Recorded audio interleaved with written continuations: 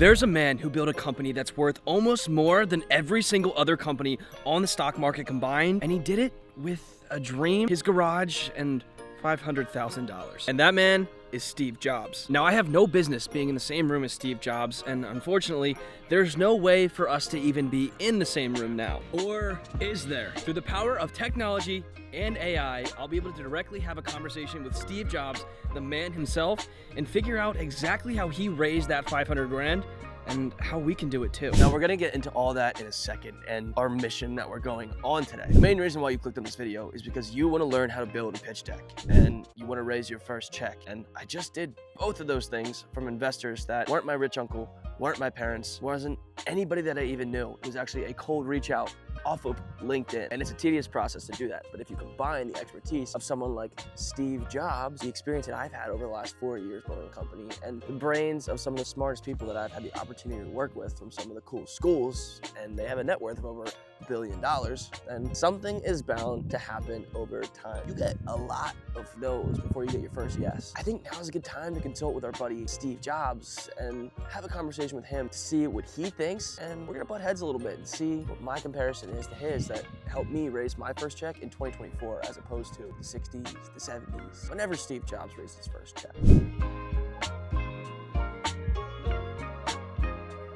Now, I thought about what's a better place to talk about building the best pitch deck in the world with Steve Jobs than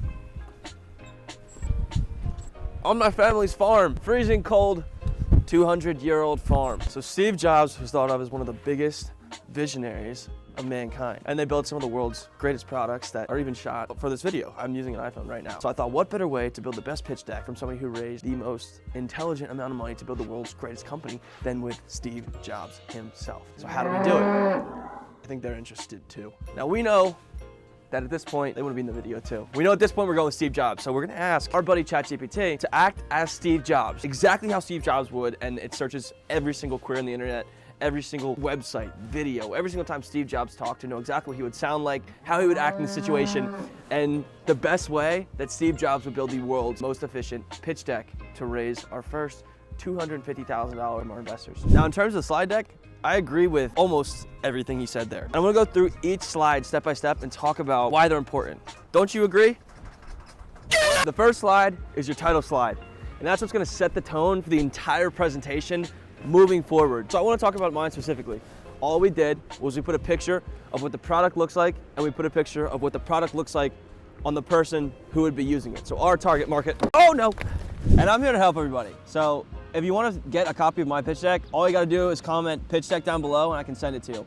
But the next one's a problem slide. The first thing is the problem that you're going after big enough that somebody want to invest to help solve? So who's the specific person that suffers from this problem? Is the problem big enough? And is it worth investing in to go after? So you want to portray the problem, regardless if it's big enough or not. If it's something that you're passionate enough to get behind, that somebody else should be passionate enough to get behind or financially support behind as well. And the best way to do that is with numbers and statistics. So with ours, it's 690 million people go to outpatient visits per year, and there's billions of people with chronic pain. So we say, this many people are suffering, this much money is spent on that thing. If we fix that thing, it would save this much money and make this much money. And it sounds a lot easier when you break it down like that, but if you know what to say, the right way to say it, which you guys watching this video are gonna know by the end of this video between me and my boy Steve, that you're on the right track.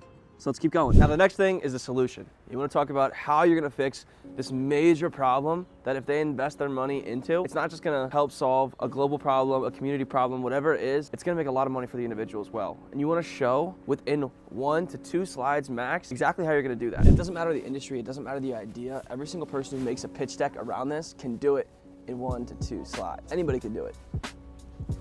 Even a cow. Market size. You want it to be as big as this cow. This slide goes hand in hand with the solution, and that's the market opportunity. You want to make sure that it's so big of an opportunity that if somebody wasn't investing or looking to give you money, they'd be missing out financially and a chance to be able to change the world. It's not as difficult as you would think. There's ways that you would do it to be able to make sure that your numbers are sound and correct, but it's broken down to 3 numbers. Your TAM, your SAM, and your SOM. Your TAM, that's your total addressable market. Every single person who potentially could be using your product, service, business, company, whatever, was using it, how much money could you make? Then you niche it down into the SAM, the serviceable, attainable market. You shrink it down a little bit, which is a really good idea because you can't serve every single person all the time. It's just not gonna happen. There's competitors, there's people who aren't gonna like the product, it just happens.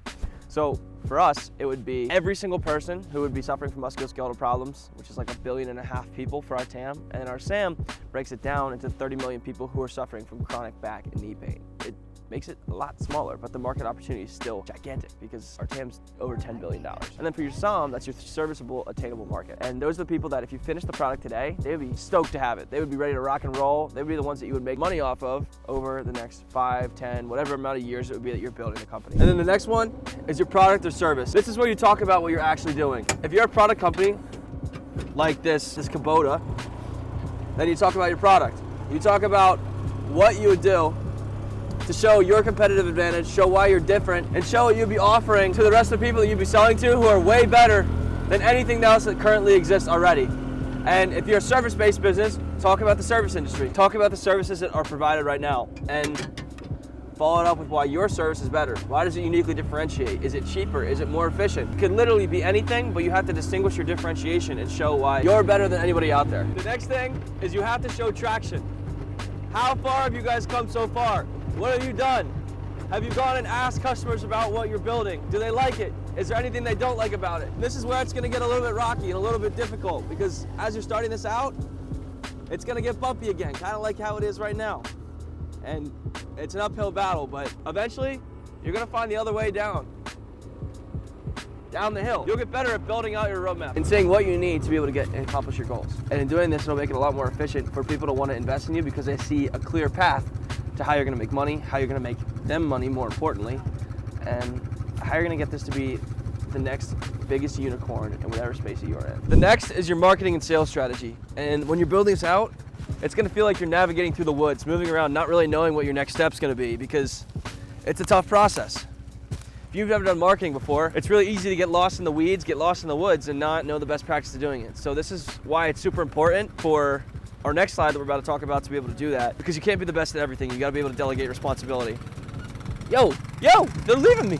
Now the next one is the financial projections, and you don't wanna mess this one up because for most companies going through this process and everybody watching this video, this is gonna be your first check. So it's really important not to get too into the weeds of this. You're gonna have to build out a financial model that tells you about where you're gonna go and some of the traction that you might have so far, and it builds off of your roadmap slide. But at the same time, you don't want to get too in depth with this where they can ask too many questions. So you don't wanna have a slide here that's too busy because for most of the companies, they're projections. They're not gonna be in a crazy amount of revenue. If any, it would be a little bit. So for this slide, have a couple of graphs, be able to answer any questions they have, but don't show too much data on here. Show when you're profitable, show how much money you're expecting to make in the first year and know how you're gonna make that money. And then just talk about how you're gonna be able to scale to be able to hit your financial projections within year 5. The next one is the funding ask. How much money you're gonna ask them for and pretty much why they should give you the money in the first place. You gotta break down every single reason why you would use the money. Similar to this.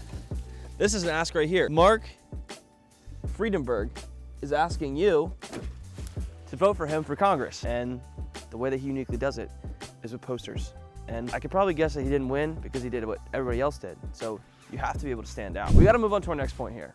And now that we know how to build the perfect deck, we have to build the hype around the perfect deck and the perfect company. Now building the hype all starts with the setup.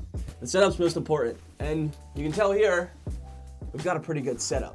But we didn't always have that. I took a lot of iterations and a lot of different changes for me to raise my first check. And actually, it took a ton of time. I emailed thousands of people and even more people told me no. But over time, you reinforce the walls a little bit, and your setup gets nicer. Now let's talk more about the process of how Steve Jobs raised his first check. It just came from an individual who was interested in the technology, and Steve Jobs was persistent, number one.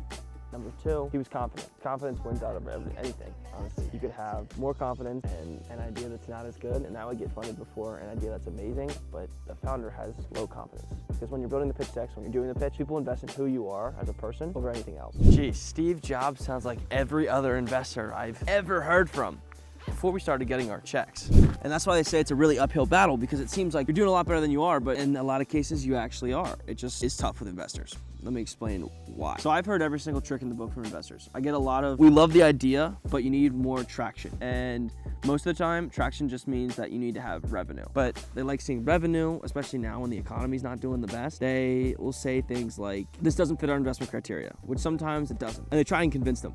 And that's not gonna work. The other thing I love hearing from investors is when they tell you you that you have to hit more milestones, but then when you ask them what the milestones are, they won't tell you. They'll just say you're moving in the right direction, or they'll pair it with the traction one. So more of the story here is I've heard this 60, 70, 80, 85 times before we got our first check. And I sent thousands of emails. You can't get discouraged. You can't get down as easy as it is. You can't let other people dictate how far you're gonna go. And you can't let other people dictate how good or bad of an idea you have, because it just could be the best idea, but the wrong investor. And I feel like a lot of amazing ideas didn't happen because they were talking and got discouraged. There's a rock in my shoe by the wrong investor. Now, a lot of what Steve Jobs said sounds exactly like the responses that I just got, and it can be discouraging. But Steve Jobs is a unique case where he got lucky, and he was also really confident, and he just so happened to build the best company in the world, which definitely helps in the grand scheme of things. But the big thing about this now is we talked about what goes into the perfect slide deck. We talked about building the hype to get people interested and ready to rock and roll with your idea to become the biggest startup in the entire world. Like me and my buddy Steve Jobs. I don't know why I pointed over there, he's not here.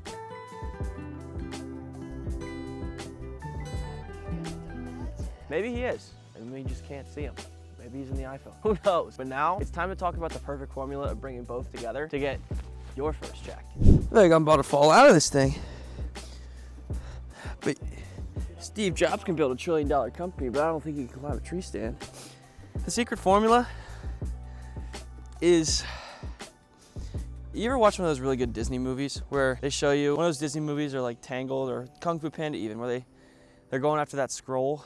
At the end of the movie, it shows you that it's just a picture of Poe because it's a reflection. There's no secret formula based on the experiences you have. And that's why this process is so difficult, because people realize that they give up before they realize what they need to do in order to be successful. A lot of people have great companies, great ideas, but they don't have the want to be able to go make it happen. And that's people like Steve Jobs and somebody like me doing this, building this company, but also sitting in this tree stand. It takes a ton of iterating, a ton of people who are wanting to put you down, wanting to step on your toes, wanting you to give up, but it's about the will to keep going, keep trying, and keep grinding. It's a process, kind of like climbing a tree. Your hands might hurt at the end of it, but at the top, the view's pretty nice. Do you know anything about Steve Jobs, my friend? Now, I am really pushing the ability of this mic and camera here right now, but we know, oh my God, it's like a blizzard. What is going on right now? But now we know the perfect formula is whatever you make it while you go through the process of learning how to build the perfect pitch deck, which you now know. And the only difference that I would make to Steve Jobs, who only talks about himself in third person, is you gotta focus on your why. You need a why slide showing why you're the best team, not just the best team, why there's nobody else whose story resonates with the mission that you're going after. As my lips are getting frozen right now. This is crazy. My lips are literally freezing apart. My hand won't let go of my phone. But you have to be able to create the story as to why there's nobody better to make this at this point in time than you watching this video. Now, I think it's a good time to thank our good buddy. Now, he is our good buddy because we made it through this entire video together. Steve, for his time today, helping us build the perfect pitch deck, almost perfect, because we had to work together to make sure that everything was ready to rock and roll to raise your first check, which was the whole mission of the video in the first place. And now we can confidently say that we made the perfect pitch deck, we know how to build the hype, and we know the secret formula to make everything happen. And that's persistence, which is the whole pain point of everything, because it seems like it would be super straightforward, but if it was easy, every single person would do it. And Steve Jobs showed us that today, or what Steve Jobs was in a computer. Some part of Steve Jobs showed us how to build the perfect pitch deck. I'm glad that you guys were able to come on this journey. All the other videos that we've been making, and it's a process. Just like building a YouTube channel, just like growing an audience, just like building a product, whatever it is, everything's a process, and it's a step-by-step journey. I'm excited to be a part of your guys' journey and helping you any way I can, and seeing all the cool things you guys create, and hopefully learn from these videos you're watching too. And I'll catch you in the next one. Peace.